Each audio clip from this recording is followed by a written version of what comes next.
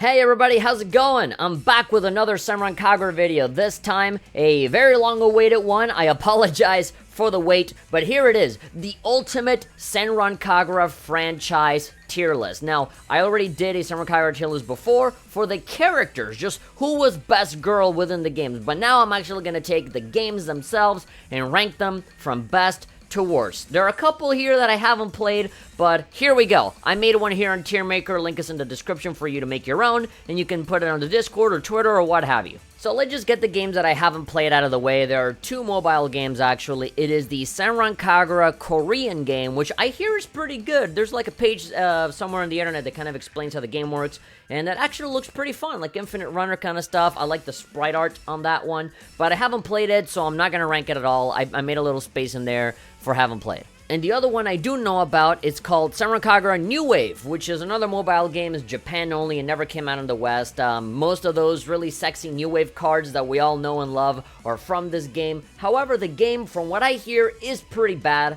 but I've never played it, so I'd feel really weird putting it on the ranking officially. So I'll just put those two as haven't played, but you know, I hear that one of them is pretty decent, and the other one is very much not, but a great source of sexy pictures, I'll give you that. And so while I'm at it, I think I'm going to go ahead and just go from bottom to top, from the worst to the best. Just get all of the ranting, all the bad stuff out of the way early, and just end this on a high note. So we can begin the F tier with two particular games, because I have already, you know, I've already made the list ahead of time, and I'm kind of just restructuring it now so that I can explain myself. Shinobi Masters, Senran Kagura, New Link, a free-to-play mobile game based on the Senran Kagura characters or whatever. I did get to play a lot of this one, and I ended up just quitting that game entirely because all of the typical free-to-play game hurdles really damaged the game. All of the horrendous percentages, the rates for you to get new cards, you know, the gacha pulls, having to, you know, pay money for certain things, the fact that it's barely a video game, you don't really do a lot of playing in this game. You just kind of watch all the characters sort of fight on their own. You can put it on automatic, or you can occasionally press a button for like a cool flashy power. You know, there's a lot of time-based events you can kind of miss out on. The game is in Japanese, obviously, so you can't really read the story. So there's just a lot that's not really going for it. Very similar to New Wave, where like the game itself I really don't like at all, but the cards that are made for it, whew, my god, they're amazing. And so I like the game on those terms, but again, people just upload those pictures online really fast anyway, so like there's no point in me actually playing the game. So sorry, I'm just frustrated with too many things about it, so I have to put it on F tier. I just don't enjoy playing the game at all anymore. The next game that I'm going to put on here on F tier is Peach Ball Senran Kagura. That game is just bad. It's very difficult to defend that game. It's a pinball game as a spin-off game. It only has 5 characters and only 2 stages. When you have games like Pinball Arcade or Pinball FX 3 or like Star Wars Pinball, like all of these themed pinball games that have many different tables and many different modes and challenges and things that you can do, this is pathetic. There's almost no content at all, and the content that is there is just recycled DLC from other games, a really crappy story that as soon as you see it one time, you've seen them all, and it's not as funny as the other games. And yeah, like 2 stages, what the hell? And 5 characters as well. You know, I feel like the potential for an amazing Senran Kagura pinball game is there, but Takaki or Honey Parade Games or whoever was involved in making this just completely dropped the ball. They did less than the bare minimum for this game. For $50 in Japan. Granted, in the West it was $30, but it's still not worth it. That and like the frame rate is kind of bad on Nintendo Switch. It's just, it's embarrassing. It's literally the worst possible point for Senran Kagura. It completely encapsulates all of the bad things about Senran Kagura, all of the greedy, you know, nickel and dime microtransaction stuff from Senran Kagura that I don't like. And so, yeah, it could have been fantastic, and it's not. It's tragic how bad it is and how we're probably never going to see a sequel or a follow-up to it again. Alright, next up we have the D tier. These are games that kind of have, you know, a couple of good moments. You can see the potential there. I had fun the first time, but it really started to, you know, go down and down and down the more you think about it. And so, for me, it really has to be Senran Kagura Reflections and Senran Kagura Bon Appetit. Fun fact, Bon Appetit is actually the very first Senran Kagura game I ever played, but the game in itself is really not that good. The soundtrack, it's a rhythm game, so the soundtrack is probably the most important thing, and the songs just really weren't that good. All of the songs from the leaders, Asuka, Homura, Miyabi, Yumi, all of those were great. You know, the ones that have vocals on them are really good. But the rest of them are just really crappy, really repetitive, kind of annoying sounding, not necessarily representative of the characters for the most part. There's a couple songs in there that are pretty good that are not with vocals, but yeah, the game is just way too simple, really boring. If you're ever going to play this game, I'll recommend the PC version because at least that one is at 60 FPS, or there's no slowdown like on PS Vita that kind of screws up your gameplay. And of course, all of the DLC is already included, so, you know, that's a good thing.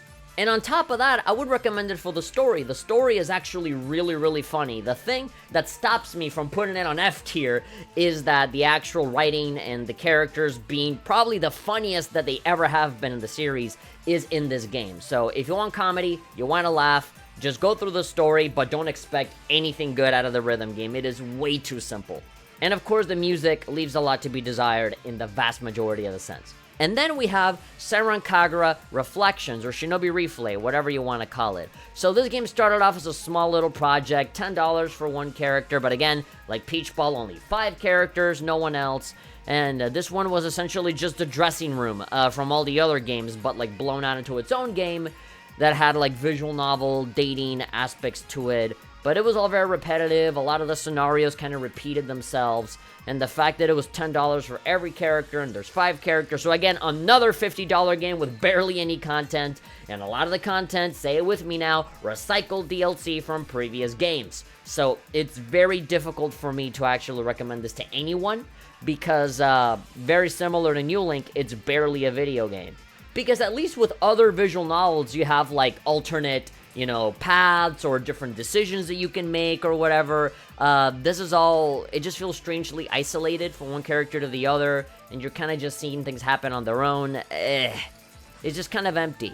And again, you know, I had a lot of fun with it, you know, when I played it for the first time, but the more I think about it and the more I go back to it, the less and less and less I actually enjoy it. And now we're moving on to games that are actually good. You know, from C above, it's like, okay, pretty decent games and better. So, you know, don't get butthurt if, you know, one of your favorites is on here. On C tier, I'm going to put Senran Kagura, Peach Beach Splash, PBS, another spinoff. This one, I think out of all of the spinoffs, PBS is kind of alright. You know, it was a PS4 exclusive game before going on to PC. The graphics look really nice. It's a really happy game. If I really want to play a video game that kind of lifts my spirits and makes me happy, this, like, summertime water gun shooting game is really fun for me. Even though it has no legs to stand on, people say that it's like Splatoon with boobs. No, because Splatoon has so much more going for it than this one. After you're done doing the story, the side missions, the challenges and everything, after all of the modes are done, there really isn't anything else for you to do. The online is really dead, and again, very similar to the mobile games, the probability that you'll get brand new cards for your, you know, collection or whatever is very, very low. You end up having to, like, farm tokens and stuff, and it just gets really annoying. Also, the characters, there really is no difference from one character to the other. It's just cool just to see them. And there's a lot of DLC crossover characters in here. As we say, Senran Kagura are starting to become kind of like the Super Smash Brothers of anime waifus, and it is perfectly encapsulated here. The soundtrack is really fun. The story, again, a little serious. It kind of bridges from one game to the other to go to Senran Kagura 7. But as you know, I really enjoy the comedy here, especially from the Crimson Squad. It's not the best Senran Kagura game, but it's just a very pleasant, very fun atmosphere kind of game. It's just good feels all around. The next game that I'm going to put on the C tier is going to have to be Senran Kagura Burst Renewal. Yes, the remake of the original Senran Kagura Burst is actually lower than the original Senran Kagura Burst, which I'm going to place on B tier. The original game, the one that started it all, that one has a special place in my heart. I know that the frame rate issues, a lot of the technical optimization on 3DS is definitely not the best, but I think that original 3DS game has so much more personality and spunk to it than the remake has. The remake, even though it looks better, you know, it's fully 3D, and obviously there's like more DLC characters and more expanded story and whatnot, I just felt really empty coming out of it, because Burst Renewal came out in the wake of Senran Kagura Estival Versus, which I'm also going to put in the B tier, but, you know, I have a lot of problems with Estival Versus mechanically. You know, I feel like it's a step back from better games like Shinobi Versus or Deep Crimson, and Burst Renewal kind of continues in that. There's some tiny improvements, but not enough, and also, from the remake, they don't necessarily bring everything over from the 3DS game exactly. There's some stuff that they take away, some stuff that they add in there, just a lot of really odd decisions. The fact that, you know, the Gessen and New Heavy Joe characters are all DLC that you have to pay for, that's crazy to me. When they were all free before, you know, they were just all included in the game. Granted, they were DLC, they were free for like 2 weeks, but like still, you gotta pay for them eventually, and that's gonna suck for late people that, you know, that come in and play the games later. The graphics look nicer, but it's the same art style as like Estival Versus or whatever, which is different from the 3DS games, which had their own little art style that looked really different and unique. I don't know, there's just something about the original that just has more style, more personality, that it feels like there's just a little bit more love put into it, as opposed to the remake where it seems like, okay, we have all of these assets, let's just, you know, it just feels like more of a botched job, as opposed to like the original that it really feels like Burst had something to prove, as opposed to, you know, Burst Renewal, where it feels like they're kind of just going through the motions. I just felt really empty playing it, despite how, like, you know, arguably better it is in the original. But I just feel like there's a lot more heart in the original than in Burst Renewal. Plus, in Burst Renewal is where we started to get all of the controversy with, like, censorship and all that stuff, so that really brought the game down for me as well. And now moving on to Estival Versus. So as I said, you know, B tier, Senran Kagura Burst, the original. I know it sounds weird that I like that one better, but, you know, that's just kind of how I feel. It has a special place in my heart. And so for Estival Versus, again, that's a game that I'm very conflicted by. I really didn't know if I wanted to put it on B or C. I was going like, down here or up here, because I kept convincing myself about like, oh, well, all of these bad parts or all of these good parts, you know? If you guys know Shinobi Versus or Deep Crimson, those are the two previous games before Estival Versus, and those were great, you know, especially Shinobi Versus, that's on PC, where, you know, the game is a lot more responsive and stuff. And so, with Estival Versus, it started on PS Vita and PS4. They had a big graphical upgrade, and so it all felt better, it sounded better, it looked better, but the gameplay, here's where you start to see take like a downward spiral. You know, from this point on into the future, the gameplay becomes worse and worse and worse and worse, slower, less responsive, more focused on like cool animations as opposed to like really having the controls be as responsive as you would want for a fighting kind of environment.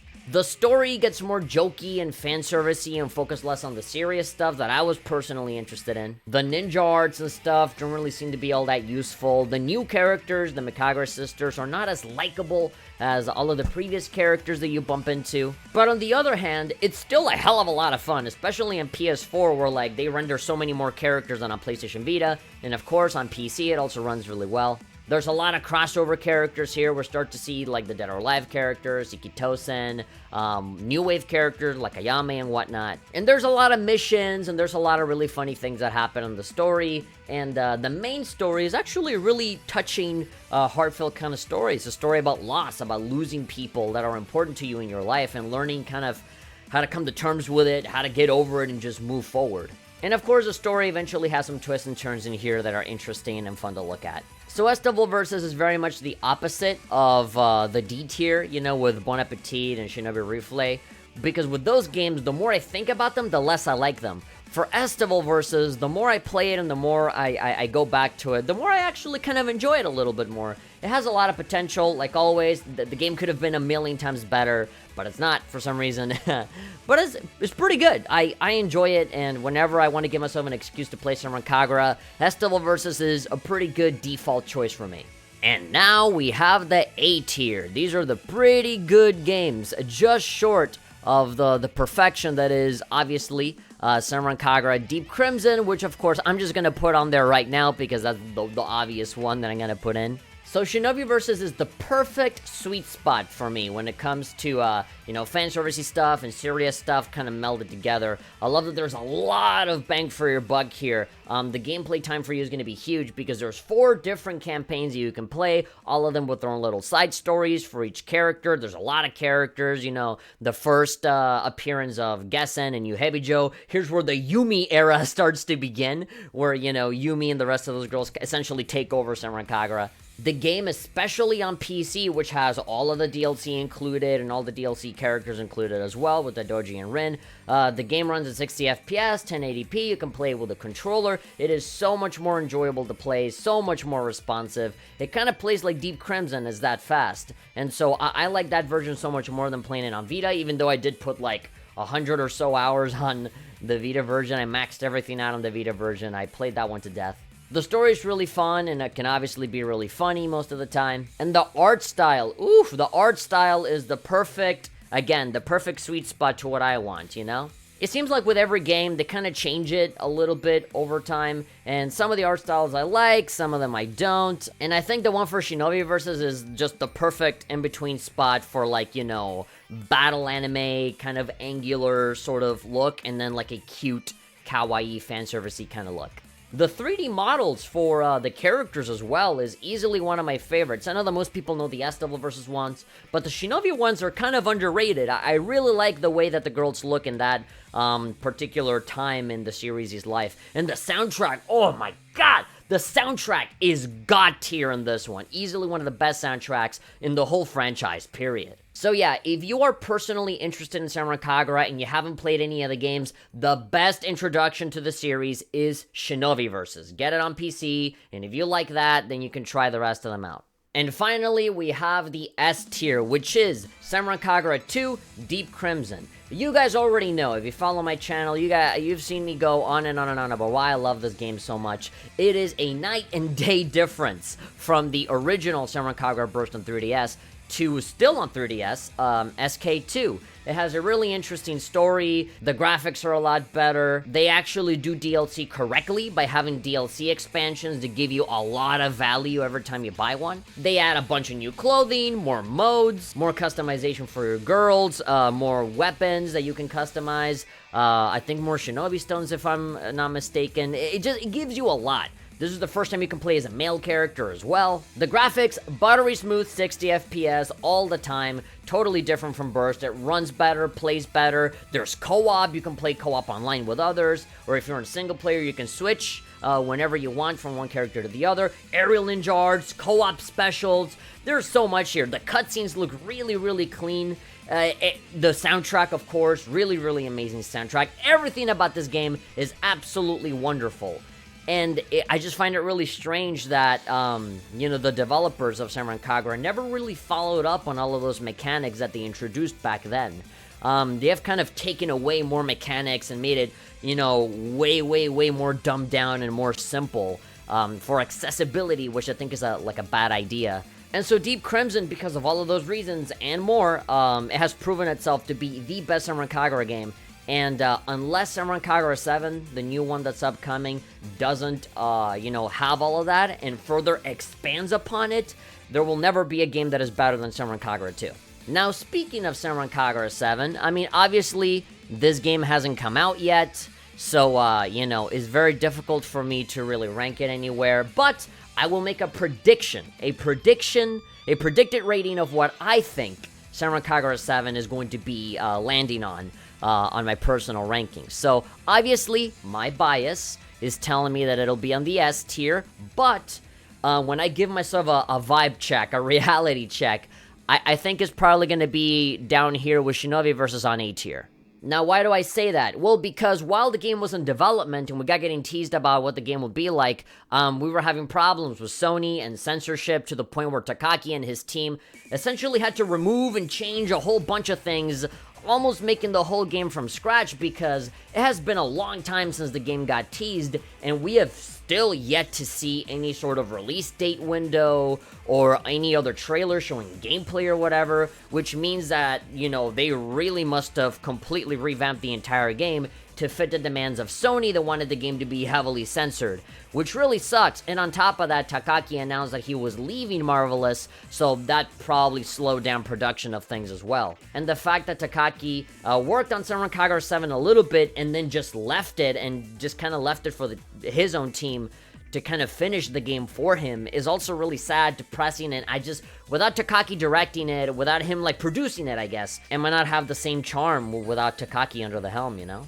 Just knowing in my mind that the game could have been something totally different, but now it'll be like this kind of toned down sort of thing that is not what the company originally intended it to be. The fact that the ideal Senran Kagura 7 does not exist anymore because of Sony, it just makes me really sad, and I just don't think, the game will reach its full potential. But again, like, my biggest criticisms for Senran Kagura is not necessarily the fan service or the story, it's always on the gameplay. The gameplay sucking is always the thing that really, creates the list in the way that it is. So if you can have it be like Senran Kagura 2, where, like, sure, the fan service is a little toned down, but the gameplay is awesome, there might be a space here in my heart to forgive you. But you really have to do it like, it has to be Senran Kagura 2, And based on the Jet Girls game that came out, where, like, Senran Kagura characters are going to be DLC for that, you have brand new 3D models for that too, and those look really, really good. So if those are the models for Senran Kagura 7 that we're going to be seeing in the future, then I am getting a pretty good feeling over how this is going to turn out. There's so many things that Senran Kagura can do wrong that I know is going to happen in 7, and so I'm just praying that they don't do it. Oh my god. This really puts into perspective how much I actually don't like the spin-offs. It's really funny. I mean, look at it. Just split this list in half, and you can see all of them at the bottom are just spin-offs, and all of the ones at the top are all of the mainline action games. I think the only spin-off that has been able to kind of, seep through to the top is PBS, and even that one, it kind of runs its course after a little while. But there you go. That's my tier list. If you guys agreed or disagreed, please hit me up in the comments. Let me know what you guys think. And of course, I'm going to leave a link to the tier maker in the description so that you guys can make your own tier list. Let me know how you guys ranked your own games. You can put it on Twitter or the Discord or what have you. And let me know what you think. Also, I did a predicted rating for, Senran Kagura 7, so let me know where you guys think it might land on your own personal ranking. I would love to know. And of course, hit me up with a little like, subscribe, share, all of that good stuff. Have an awesome day. Did I say that right? Have an awesome day. Yes, and I'll see you guys next time for some more Senran Kagura videos, hopefully. We still have the Deep Crimson Let's Play. I'm still editing some episodes, so look forward to those. All right, see ya. Bye.